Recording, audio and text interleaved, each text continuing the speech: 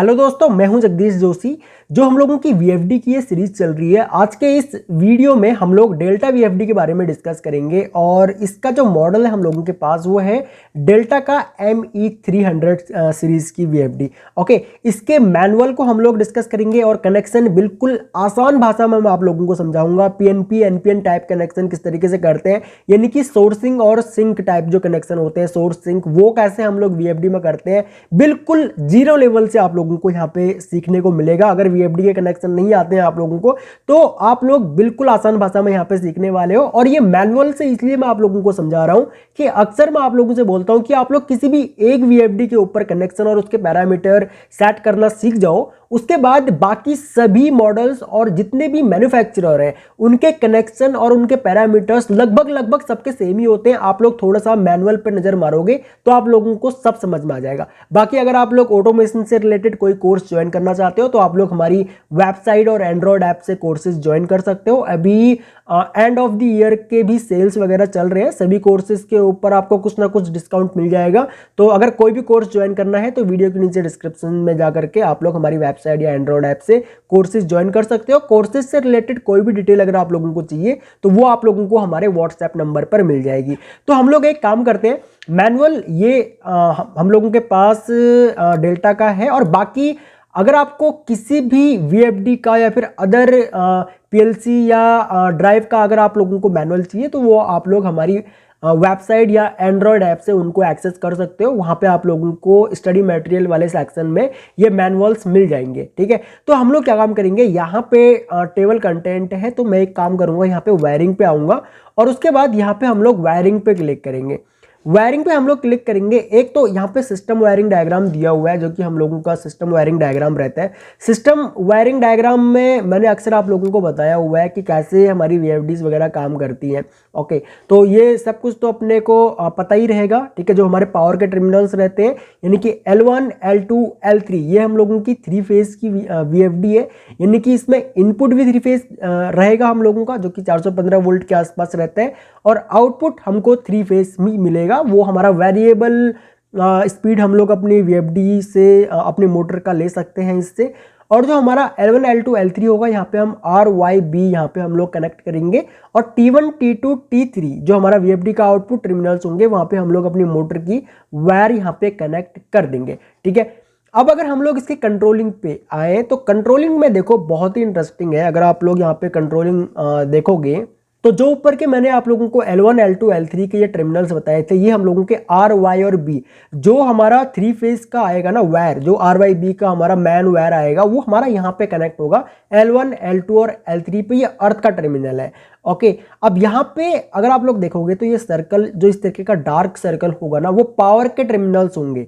Okay, अब ये earthing का है तो अर्थिंग का भी ये पावर का ही होगा, जो हमारा बाहर से अर्थ वायर आ रहा होगा वो यहाँ पे कनेक्ट होगा। और जो इस तरीके से जो एक डॉट टाइप का, एक बड़ा सा डॉट ब्लैक कलर का जो आपको एक ब्लैक कलर के सर्कल के अंदर दिखेगा, व्हाइट कलर के सर्कल के अंदर दिखेगा यहाँ पे ब्लैक डॉट, वो यहाँ पे कंट्रोलिंग के टर्मिनल्स होंगे। ठीक है, तो यहाँ पे अगर आप लोग देखोगे तो नीचे जितने भी यहाँ पे टर्मिनल्स हैं वो सभी कंट्रोलिंग के टर्मिनल्स हैं। और जो ये ब्लैक कलर का सर्कल बना होगा बड़ा सा, ये हम लोगों का यहाँ पे पावर के टर्मिनल्स होंगे। इस चीज़ का आप लोगों ने ध्यान देना है।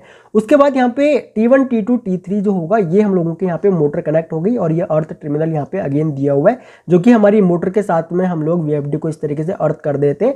क्योंकि वीएफडी में क्या होता है ना, हमारा वीएफडी का काम करता है 3 फेज एसी इनपुट लेता है, उसको डीसी में कन्वर्ट करता है। डीसी में कन्वर्ट करने के बाद फिर इस डीसी को एसी में कन्वर्ट किया जाता है। जहां पर भी हम लोगों को अपनी इंडक्शन मोटर या फिर सर्वो मोटर या फिर जो भी मोटर हो आपकी, वहां पे अगर हमको वेरिएबल स्पीड चाहिए और उसके लिए हमने कोई ड्राइव या वीएफडी लगा रखी है, तो हम लोग वहां पे क्या काम करते हैं, सबसे पहले अपने एसी वोल्टेज को डीसी में कन्वर्ट करते हैं और उसके बाद उस डीसी वोल्टेज को हम लोग अगेन एसी वोल्टेज में कन्वर्ट करते हैं। और उससे क्या होता है कि हम लोग अपने एसी सप्लाई का फ्रीक्वेंसी चेंज कर पाते हैं। और आपको पता होगा जो 3 फेज इंडक्शन मोटर में सिंक्रोनस स्पीड का जो फॉर्मूला होता है वो होता है 120F/P। अगर हम लोग फ्रीक्वेंसी को अगर हम लोग बढ़ाएंगे या कम करेंगे या फिर फ्रीक्वेंसी को अगर हम लोग कम ज़्यादा करेंगे तो 3 फेज इंडक्शन मोटर का जो स्पीड होगा वो भी हमको एक वेरिएबल स्पीड मिलेगा, क्योंकि मोटर में हम लोग नंबर ऑफ पोल्स तो चेंज कर नहीं सकते। जो मैन्युफैक्चरर ने नंबर ऑफ पोल्स डाल दिए इंडक्शन मोटर में, अब वही फिक्स नंबर ऑफ पोल्स रहने वाले हैं। तो हम लोग अब यहाँ पे क्या काम कर सकते हैं, हम लोग अपने 3 फेज इंडक्शन मोटर में उसका फ्रीक्वेंसी चेंज कर सकते हैं। तो अगर हम लोग फ्रीक्वेंसी चेंज करेंगे तो मोटर का जो आरपीएम है वो ऑटोमेटिक चेंज हो जाएगा। उसके बाद अगर हम लोगों ने यहाँ पे पावर के टर्मिनल्स हम लोगों ने देख लिए, अब अगर हम लोग कंट्रोलिंग के टर्मिनल्स देखें तो मैंने आपको लास्ट वीडियो में जो एबीबी का वीडियो हम लोगों ने किया था वहाँ पे मैंने आप लोगों को बताया था कि हमारे वीएफडी, पीएलसी या फिर जितने भी इस टाइप के जो डिवाइसेज होते हैं ना, चाहे ड्राइव हो कोई, वहाँ पे हमको इंटरनल और एक्सटर्नल दोनों ही पावर सोर्सेज का ऑप्शन मिलता है। ओके, अगर आप लोग चाहो तो कंट्रोलिंग में जो वीएफडी से आपको 24 वोल्ट मिलेगा उसको भी आप लोग यूज कर सकते हो कंट्रोलिंग पर्पस के लिए, या फिर अगर आप लोग एक्सटर्नल पावर सोर्स यूज करना चाहो तो एक्सटर्नल पावर सोर्स भी यूज कर सकते हो। अगर आपका कोई मान के चलो लो रेटिंग का वीएफडी है, अगर 4, 5, 10 HP तक का वीएफडी अगर आप लोग यूज कर रहे हो तो वहाँ पे आप लोग वीएफडी का ही पावर सोर्स यूज कर लो, उससे कोई फर्क नहीं पड़ता है। बट अगर आपके पास मान के चलो कोई 200 HP, 300 HP की इस तरह का कोई बड़ा अगर आपके पास वीएफडी पैनल है तो वहाँ पे हम लोग कोशिश करते हैं कि एक एक्सटर्नल पावर सोर्स हम लोग यूज कर लें या फिर एक एसएमपीएस हम लोग अलग से लगा लें।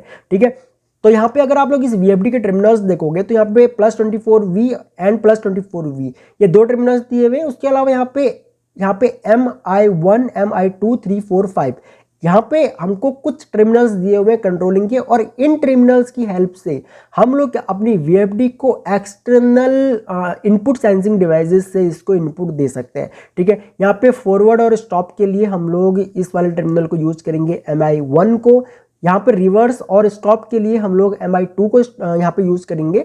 बाकी मल्टी स्टेप 1, 2, 3 इसके लिए हम लोग 2, 3, 4 को यूज करेंगे, और बाकी DCM और यहाँ पे DCM जो ये दो टर्मिनल्स दिए हुए हैं ये कॉमन टर्मिनल्स है, इनका यूज मैं आगे आप लोगों को बताऊंगा। ये NPN PNP के जब हम लोग कनेक्शन करते हैं तो उसमें ये यूज आता है, अगर आप लोग वीएफडी की जो पावर सप्लाई है उसको अगर आप लोग यूज करो तो। ठीक है, बाकी एनपीएन और पीएनपी को सिलेक्ट करने के लिए या फिर सोर्स टाइप कनेक्शन या सिंक टाइप कनेक्शन को यूज करने के लिए यहाँ पे एक स्लाइडर स्विच हम लोगों को दिया हुआ रहता है। हम लोग एनपीएन करना चाहे या पीएनपी करना चाहे वो हम लोग कर सकते हैं, और बाय डिफॉल्ट जो ये सेलेक्ट रहेगा वो आपका एनपीएन में सेलेक्ट रहेगा। ठीक है, अब वो कनेक्शन किस तरीके से होंगे, पॉजिटिव कंट्रोल होगा या नेगेटिव कंट्रोल होगा, वो मैं आगे आप लोगों को बताऊंगा। ठीक है, यहाँ पे लिखा हुआ भी है।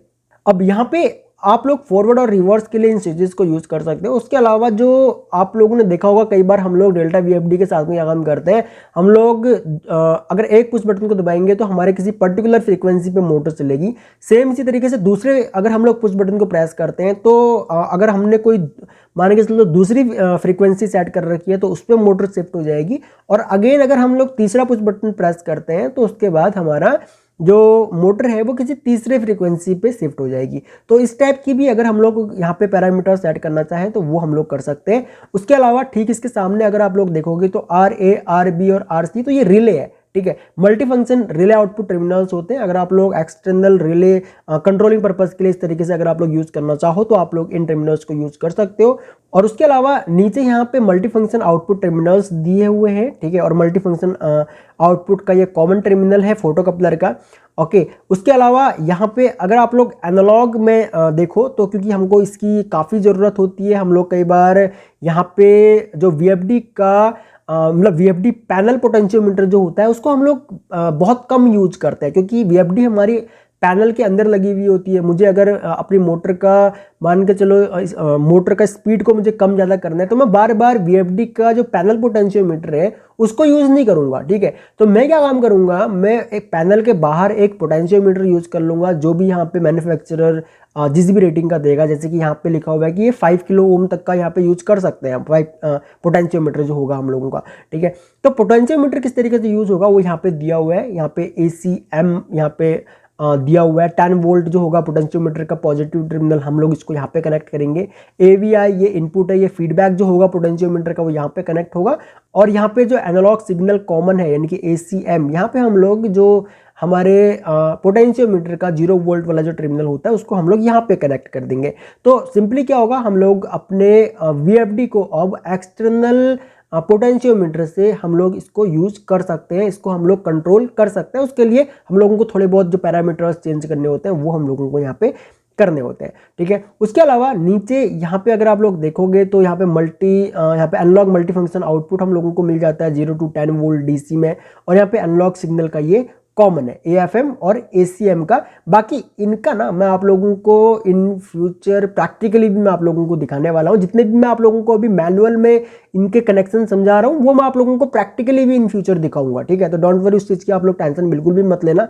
बाकी यहाँ पे एक टर्मिनल दिया हुआ है मॉडबस RS485 का, ये टर्मिनल है यहाँ पे, ठीक है। इसकी मैंने आप लोगों को एक CNC की VFD का अगर आप लोगों ने लेक्चर देखा है तो वहाँ पे मैंने आप लोगों को जो प्रैक्टिकल उसके कनेक्शन वगैरह करके दिखाए थे, वहाँ पे मैंने आप लोगों को ये टर्मिनल्स भी दिखाए हुए हैं, ठीक है। उसके अलावा हम लोगों को यहाँ पे STO ऑप्शन कार्ड के लिए कुछ ऑप्शंस मिल जाते हैं, DCM प्लस 24 वोल्ट S1 और S2। ये टर्मिनल्स हम लोग जब प्रैक्टिकली मैं आप लोगों को इस VFD के बारे में बताऊंगा तो वहाँ पे मैं आप लोगों को इसका भी यूज़ बताऊंगा, ठीक है।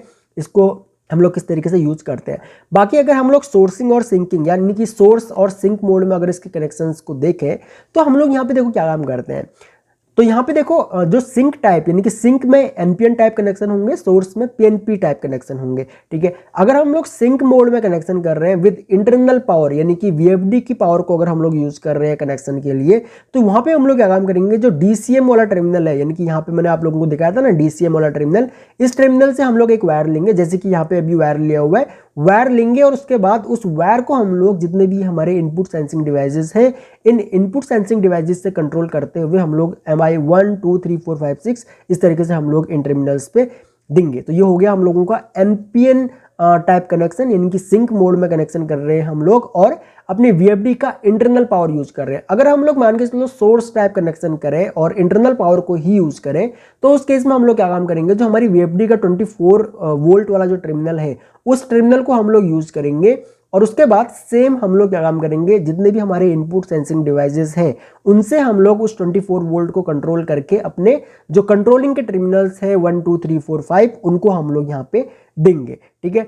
अगर सिंक टाइप कनेक्शन अगर हम लोगों को करने हैं विद एक्सटर्नल पावर सोर्स तो उस केस में हम लोग क्या काम करेंगे, जो हमारे एक्सटर्नल पावर सोर्स का 0 वोल्ट वाला टर्मिनल होगा, ठीक है, उसको हम लोग लेंगे, अगेन सेम उसी तरीके से कंट्रोलिंग करेंगे, प्लस वाला जो होगा उसको हम लोग DCM पे कनेक्ट कर देंगे और यहाँ पे जो हमारे स्लाइडर स्विच का जो पोजीशन होगा वो क्या होगा वो हमको यहाँ पे दिया हुआ है, उसको हमें यहाँ पे PNP पे करना पड़ेगा, ठीक है, क्योंकि हम लोग यहाँ पे प्लस वोल्टेज जो है वो दे रहे हैं, ठीक है। उसके अलावा यहाँ पे सोर्स मोड में अगर हम लोग कनेक्शन करेंगे विद एक्सटर्नल पावर सोर्स तो उस केस में हम लोग क्या काम करेंगे, अपने बैटरी का प्लस वाला टर्मिनल लेंगे या फिर ये तो बैटरी का यहाँ पे सिंबल दिया हुआ है, जो हम लोगों का SMPS जो हम लोग यूज करेंगे या फिर एक्सटर्नल पावर सोर्स जो भी हम लोगों का होगा वहां पे हम लोग प्लस वाला टर्मिनल लेंगे, उसको कंट्रोल करके हम लोग जो MI 1 2 3 4 5 जो भी ये कंट्रोलिंग के टर्मिनल्स है इनको हम लोग देंगे और इस स्लाइडर स्विच का जो पोजीशन होगा वो हमारा यहाँ पे दिया हुआ है कि भाई किस तरीके से हम लोगों को इसका